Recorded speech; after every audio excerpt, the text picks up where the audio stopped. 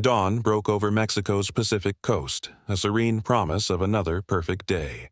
The air was warm, the sea a tranquil mirror, and the horizon shimmered like molten silver beyond swaying palms. In Puerto Vallarta, a jewel famed for its fiery sunsets and pristine beaches, the morning buzzed with anticipation.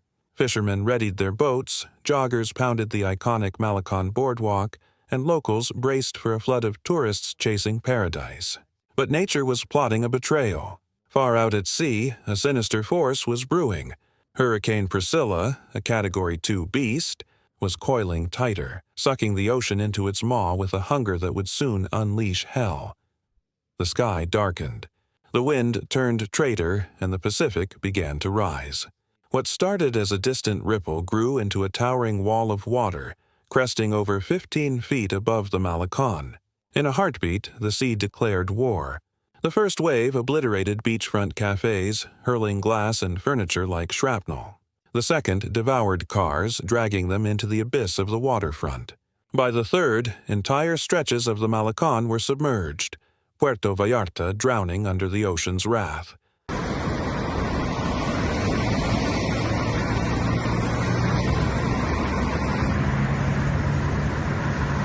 Tourists screamed, their dream vacations morphing into nightmares as they fled, phones in hand, capturing the chaos. Locals sprinted uphill, shouting warnings to seek shelter. In under 10 minutes, this beloved resort town was a battlefield. Its streets flooded, sirens wailing, and palm trees bowing to the storm's fury. The air reeked of salt, diesel, and destruction as the once gentle ocean roared like a vengeful god, claiming the land it had long seduced. Rain lashed down, sealing the city's transformation from paradise to pandemonium. The morning's calm was a distant memory, replaced by raw chaos and a chilling truth. This wasn't just a storm. It was a reckoning, a warning of nature's untamed power. Puerto Vallarta, cradled between jungle-draped hills and the boundless Pacific, had always been Mexico's crown jewel, drawing millions to its sun-soaked shores for honeymoons and escapes. Its beaches were legendary, its people resilient, their lives intertwined with an ocean that felt like a friend. But nature's kindness is fleeting. Far offshore, Hurricane Priscilla was a growing monster, feeding on the Pacific's warmth, its spiral tightening, winds howling and eye-narrowing as it barreled toward the coast. On land, the morning betrayed no hint of the coming apocalypse. Fishermen worked their nets, hotel staff arranged beach umbrellas, and tourists sipped coffee, oblivious to the plummeting barometer.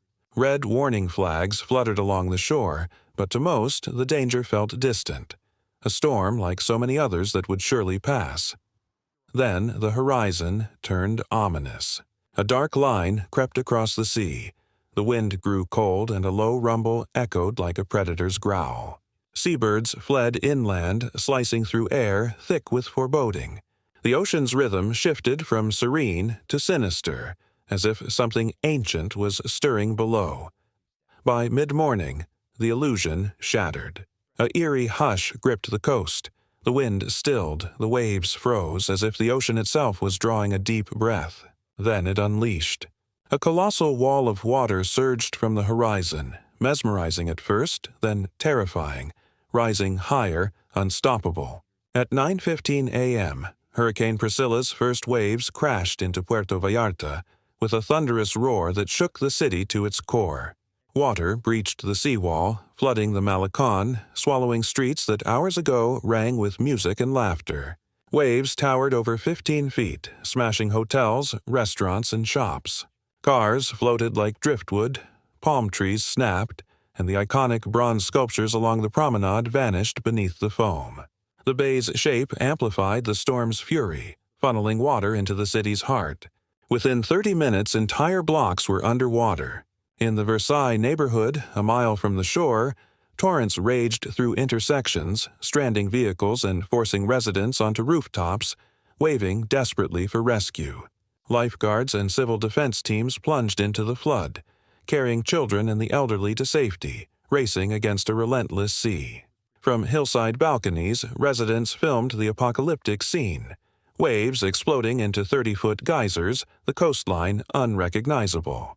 This wasn't a spectacle, it was a fight for survival. As the ocean tore through the waterfront, Puerto Vallarta mobilized. Sirens pierced the chaos as firefighters, lifeguards, and volunteers charged into the fray. Along the Malecón, human chains formed, pulling people from rising waters. Families waited chest-deep, hoisting children above the flood. Hotels became makeshift shelters, their lobbies filled with shaken tourists. The Jalisco Civil Protection Agency issued a red alert, urging residents to avoid roads and shores.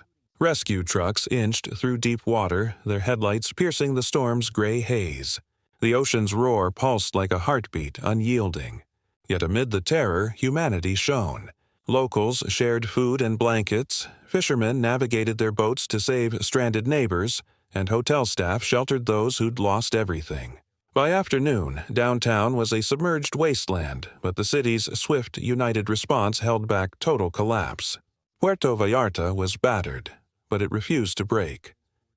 Hundreds of miles offshore, Hurricane Priscilla churned, a 300-mile-wide juggernaut of wind and water. Satellite images revealed its perfect spiral, clouds towering like a cathedral of fury, its eye glowing in the afternoon light. Winds screamed at nearly 100 km/h, with gusts even fiercer. Meteorologists warned of worse to come for Nayarit, Sinaloa, and Baja California, predicting 3 to 6 inches of rain and waves exceeding 20 feet. Even far from the eye, violent surf and flash floods loomed. The storm's dropping pressure fueled its relentless hunger, and coastal communities braced for impact, the threat of landfall looming. For Puerto Vallarta, the eye never hit, but the storm's reach proved distance was no shield. By nightfall, the fury waned. The towering waves retreated, leaving an eerie silence. Streets, once rivers, glistened with mud and debris under flickering city lights. Rescue trucks prowled flooded roads, checking every car, every doorway. The air carried the stench of salt and diesel, with palm leaves and driftwood strewn across intersections.